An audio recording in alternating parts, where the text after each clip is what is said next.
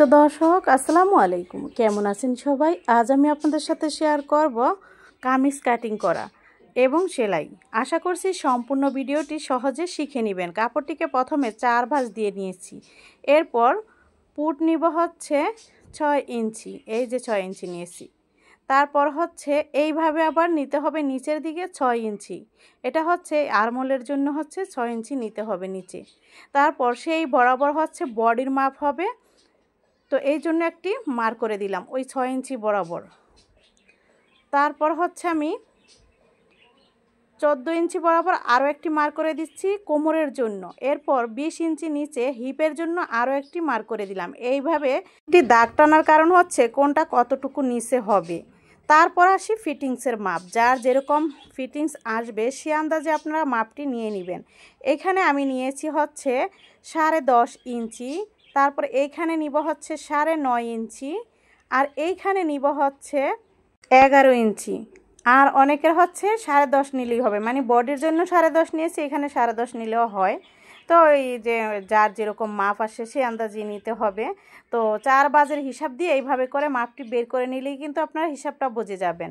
আমি এইখানে এখন হাতার রাউন্ডটিকে দিয়ে দিলাম, তারপর শেপকার দিয়ে হচ্ছে এইভাবে দাগটিকে মিলিয়ে নিচ্ছি।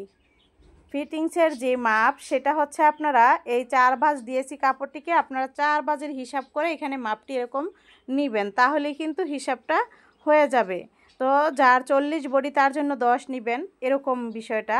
যার যেরকম যেখানে যতটুকু আসে কোমর হিপ সেইভাবে নেবেন। তারপর এই যে এই রাউন্ডটি দিয়ে নিচের অংশেও রাউন্ডটি দিয়ে দিলাম। এই যে দেখুন নিচের এখানে কিন্তু 3 ইঞ্চির মতো ডাউন করে তারপর রাউন্ডটি দিয়েছি। এই যে কারণ হচ্ছে এই কোণাগুলো বাড়বে না, রাউন্ড থাকলে কোণাগুলো বাড়বে না আর কি। তো যাই হোক, এই তো মাপটি আশা করছি আপনারা বুঝতে পারছেন। নিচের গ্যার আপনাদের পছন্দ অনুযায়ী নিয়ে নেবেন। আমি 14 ইঞ্চি নিয়েছি, তো আপনারা হচ্ছে আরও কমিয়েও নিতে পারেন। আর লম্বাটা যার যেরকম আসে সে আন্দাজে নেবেন। আমি এখানে 44 ইঞ্চি কাপড়ের লম্বা ছিল, পুরোটাই নিয়ে নিয়েছি। এখন হচ্ছে কেটে নিতে হবে, তো দেখুন কেটে নিচ্ছি। আর গলার মেজারমেন্ট হচ্ছে আমি কাটিং করার সময় আপনাদের ভালো মতো বুঝিয়ে দিব। গলার চওড়া নিতে হবে 2.5 ইঞ্চি, আর নামতি 7 ইঞ্চি 6 ইঞ্চি যে যেরকম নামতি পড়বে আর কি। এই তো দেখুন এই তো কাটিং করে নিচ্ছি। যারা এই পর্যন্ত ভিডিওটা দেখতেছেন আপনারা শেষ পর্যন্ত দেখবেন, ইনশাল্লাহ বুঝে যাবেন। আর সেলাই সহ আপনাদের আমি দেখিয়ে দিব, যেন আপনারা ভালো মতো কাটিং করার পর সেলাইটাও করতে পারেন। তবে ধৈর্য সহকারে মনোযোগ দিয়ে দেখলে আপনারা সহজে শিখে নিতে পারবেন। দেখুন গলার চওড়া 2.5 ইঞ্চি নিয়ে একটি টিক চিহ্ন দিয়ে দিয়েছি। তারপর হচ্ছে আমি বক্রম দিয়ে যখন কাটিং করব গলাটি তখন আপনাদের দেখিয়ে দিব। আর যদি আপনারা কাপড়ের ভিতরে কেটে নেন তাহলে হচ্ছে 2.5 ইঞ্চি চওড়া নিয়ে 6 ইঞ্চি 7 ইঞ্চি এরকম লম্বা নিয়ে কাটিং করতে পারেন। তবে হ্যাঁ, পিছনের গলাটা ছোট করে কাটিং করবেন, পিছনের গলার নামতিটা কম নিলেই হবে, মানে 3.5 ইঞ্চি বা 4 ইঞ্চি এরকম নিয়ে কাটবেন পিছনের গলাটা। তারপর হাতার বাসটিকে আবারও 4 ভাঁজে দিয়ে নিয়েছি। ঠিক একই নিয়মে 4 ভাঁজে হাতার কাপড়টিকে ভাঁজ দিয়ে নিয়ে তারপর হচ্ছে হাতার লম্বা 18 হোক 17 হোক এরকম নিয়ে নিয়েছি, কাপড় যতটুকু আছে। তারপর 3.5 ইঞ্চি নিচে একটি মার্ক করে দিলাম।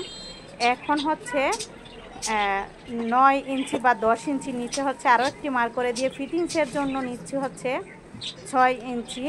এটা মাইক হাতা বা প্লাজো হাতা, যার কারণে ওই মাপটা নেওয়া আর কি। তো এখন এই রাউন্ডটি দিয়ে দিলাম, যেটা আর কি ফিটিংসের জন্য নিয়েছি। কারণ মাইক হাতার হচ্ছে এখানে একটু ফিটিংস না হলে আবার দেখতে ভালো লাগে না, বেশি ঢোলা ঢোলা লাগে। তারপর নিচের অংশও কিন্তু আমি 1 ইঞ্চির মতো উঠিয়ে একটি রাউন্ড দিয়ে দিলাম একদম নিচের ঘেরটাতে। তারপর এইভাবে করে এখন আমি কেটে নিব, তাহলেই হয়ে যাবে প্লাজো হাতা বা অনেকে মাইক হাতাও বলে। তো দেখুন হাতাটি কিন্তু কাটিং করা হয়ে গেছে। তো আশা করছি কাটিং আপনারা বুঝতে পারছেন। এখন আপনাদের আমি সেলাই করে দেখাবো। তো দেখুন ধৈর্য সহকারে মনোযোগ সহকারে সেলাইটি দেখে নিন। প্রথমে আমি গলাটি কাটিং করার জন্য বক্রমটিকে 2 ভাঁজে ভাঁজ দিয়ে নিয়েছি। এখন গলার চওড়া নিব, এইভাবে করে গলার চওড়া 2.5 ইঞ্চি নিব। ওই যে কামিজের এখানে যে 2.5 ইঞ্চি চিহ্ন করে নিয়েছি সেই অনুসারে। তারপর 7 ইঞ্চি লম্বা নিব। এরপর হচ্ছে আমি এখানে একটু ডিজাইন করব, যার কারণে 1/2 ইঞ্চি চওড়া নিয়ে আর 1 ইঞ্চি উপরে একটি মার্ক করে দিয়েছি। তারপর আরও হচ্ছে 1/2 ইঞ্চির মতো নিয়ে আরও 1 ইঞ্চি উপরে একটি মার্ক করে দিয়েছি, এর চাইতে বেশি যেন না হয়। তারপর গোল একটি রাউন্ড দিয়ে এখন হচ্ছে কেটে নিচ্ছি। তো হয়ে গেল এই ডিজাইনার গলা। এই গলাটি পরলে কিন্তু দেখতে অনেক ভালো লাগে। তো দেখুন এখন আমি এই বাহিরের অংশে হচ্ছে 1 ইঞ্চির চাইতেও কম করে বক্রম নিয়ে বাহিরের সাইড কেটে নিব। গলার ভিতরের সাইড তো আমি কেটে নিয়েছি, এখন বাহিরের পাশটা কেটে নিব। তো হয়ে গেল আমার কাটিং করা। যারা ভিডিওটা দেখতেছেন তাদেরকে অসংখ্য ধন্যবাদ। মনোযোগ সহকারে আপনারা ফুল ভিডিওটা দেখে নেবেন। এই দেখুন কতটা সুন্দর গলা হয়েছে, তাই না? কামিজে এই গলাটি দিলে কিন্তু অনেক টেকসই হয়, ভালো হয়। তো আমি এখন একটি কাপড়ের টুকরার সাথে নিয়ে এটাকে সেলাই দিয়ে আটকিয়ে নিতে হবে। মোট কথা হচ্ছে আমি যেহেতু ফিউজিম দিয়ে কাটি নেই, তো বক্রম দিয়ে কাটিং করলে এভাবে মাঝখানে সেলাই দিয়ে হচ্ছে কাপড়ের সাথে আটকিয়ে নেওয়া, এই জন্য। তারপর হচ্ছে এই যে এভাবে আটকিয়ে নিলাম, নেওয়ার পর হচ্ছে আমি বাহিরের যে 4 ও 5টা আছে সেইখানে কেটে নিব। তো কেটে নিয়ে এরপর হচ্ছে এই যে এইভাবে করে কিছুটা কাপড় রেখে আবার ভিতরের দিকেও কেটে নিয়ে এসেছি। এখন বাহিরের পাশে আবার ওই যে বাড়তি কাপড়টুকু এইভাবে ভাঁজ দিয়ে সেলাই দিয়ে নিচ্ছি। ভিডিওটা যদি একটু বড় হয় আপনারা মনোযোগ দিয়ে দেখুন, তাহলে আপনারা গলা কিভাবে তৈরি করতে হয়, সেলাই কিভাবে দিতে হয় আশা করি সহজে বুঝে যাবেন। তো এইখানে আমি এইভাবে কামিজের সাথে বসিয়ে তারপর ওই যে একটু বাড়তি কাপড় রেখেছি সেই অনুসারে হচ্ছে সেলাইটি দিয়ে দিব। দেখুন এই যে কোনোভাবে বক্রমের উপর যেন সেলাইটি না ওঠে আর কোনা পর্যন্ত যেন সেলাইটি পৌঁছায়। এখানে জোরে জোরে করে কিন্তু মেশিন চালানো যাবে না, আস্তে আস্তে করে কিন্তু এই ডিজাইনের কোনাগুলোতে সেলাইটাকে পৌঁছে দিতে হবে। এইভাবে কোনা পর্যন্ত সেলাই দেওয়ার পর তারপর হচ্ছে ভিতরের অংশে আবারও কেটে নিতে হবে। কেটে নেওয়ার পর এটাকে উল্টিয়ে নিব, তাহলেই কিন্তু ডিজাইন গলাটি উঠে যাবে।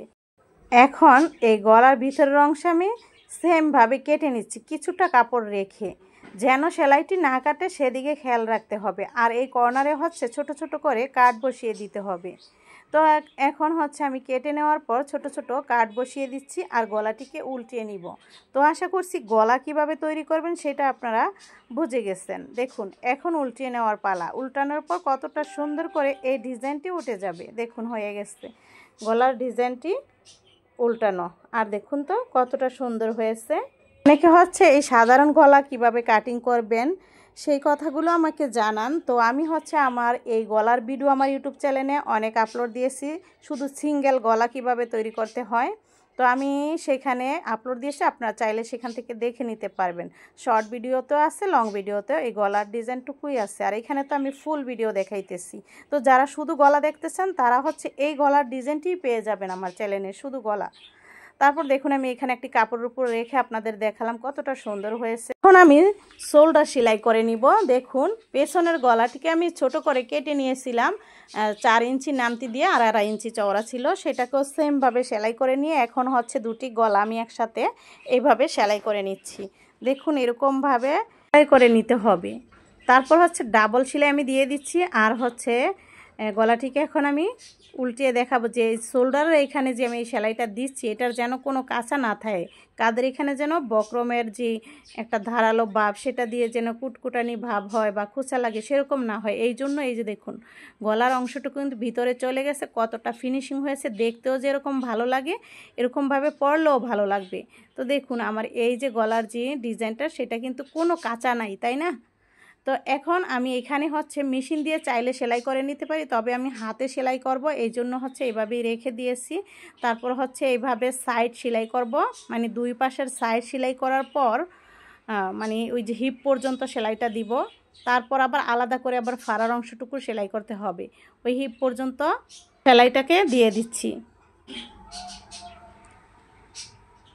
ডাবল করে সেলাইটিকে দিতে হবে। দেখুন সেলাই দেওয়া হয়ে গেছে, এখন আবার এই পাশেও সেলাইটি দিচ্ছি।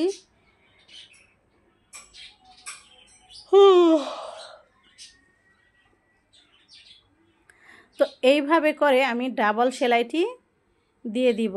দেওয়ার পর হচ্ছে দোনো পাশে, এই তো এক সাইড দিয়েছি, এখন আরেক পাশেও দিয়ে শেষ করলাম।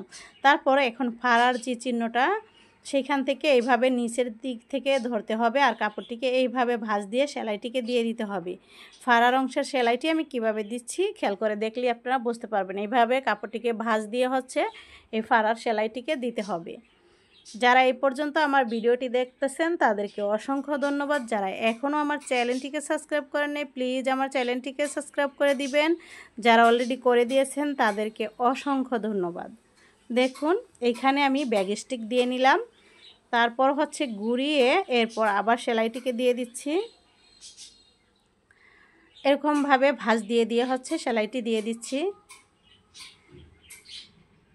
পুরো কামিজটাতেই কিন্তু দোনো পাশে এরকমভাবে সেলাইটি দিয়ে নিব, এই পাশে আবার ওই পাশে এরকম সেলাইটি দিব, নিচের অংশে সেলাইটি দিব। প্রথমে এইভাবে করে একটি সেলাই দিব,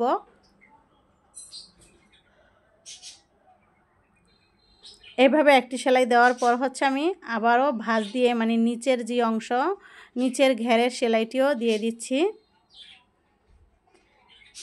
যারা এই পর্যন্ত আমার ভিডিওটি দেখতেছেন তাদেরকে অসংখ্য ধন্যবাদ। আমার এই ভিডিওটি দেশ বিদেশ থেকে আপু ভাইয়া আঙ্কেল আন্টি অনেকেই আমার এই ভিডিও দেখেন, আমার ভিডিও অনেকে শেয়ারও করেন, তাদেরকে অসংখ্য ধন্যবাদ। তাদের জন্য রইল আমার মন থেকে দোয়া। তো দেখুন এই তো আমি কিন্তু প্রথমে একটা সেলাই দিয়ে নিয়েছি, এখন দ্বিতীয় যে সেলাইটা সেটা একদম সাইড দিয়ে দিয়ে নিচ্ছি, একদম সাইড দিয়ে এই সেলাইটা দিচ্ছি। আর কোমরের মানে হিপের এখানে অবশ্যই ব্যাগ স্টিক দিতে হবে, নয়তো কি ওই ফাড়ার এখানে ছুটে যাবে। দেখুন আমি এখানে দোনো জায়গায় ব্যাগ স্টিক দিয়েছি। তারপর হচ্ছে এইভাবে রাউন্ডটিকে ঘুরিয়ে সেলাইটি দিয়ে শেষ করব। তো কামিজের সেলাই কিভাবে দিতে হয় বা কামিজ কিভাবে কাটিং করতে হয় কে কতটুকু বুঝেছেন কমেন্ট করে জানাবেন। আসলে যারা সেলাই কাজ না শিখে তারাও কিন্তু আমার এই ভিডিও দেখে, আর যারা শিখে তারা তো শিখেই, তারা ফুল ভিডিওটা দেখে তারপর হচ্ছে আমাকে অনেক সুন্দর কমেন্ট করে জানায় যে সহজে বুঝতে পেরেছি আপু, অনেক ভালো ভিডিও শেয়ার করেছেন, এরকম আর কি। তো হয়ে গেল আমার কামিজ সেলানো। তো হাতাটুকু এখন বাকি আছে। আর দেখুন এই যে সাইড সেলাই করলাম এতক্ষণে, তো আপনারা আশা করছি বুঝতে পারছেন। আর গলার এখানে আমি হাতে সেলাই দিব পরে, গলার অংশটা শুধু সেলাই দেওয়া বাকি আছে। তারপর দেখুন হাতার যে কাপড়টি হচ্ছে আমি ভাঁজ দিয়ে এরকমভাবে চিকুন একটা সেলাই দিয়ে নিব, যেহেতু এটা মাইক হাতা অত বেশি বর্ডার দিব না এখানে।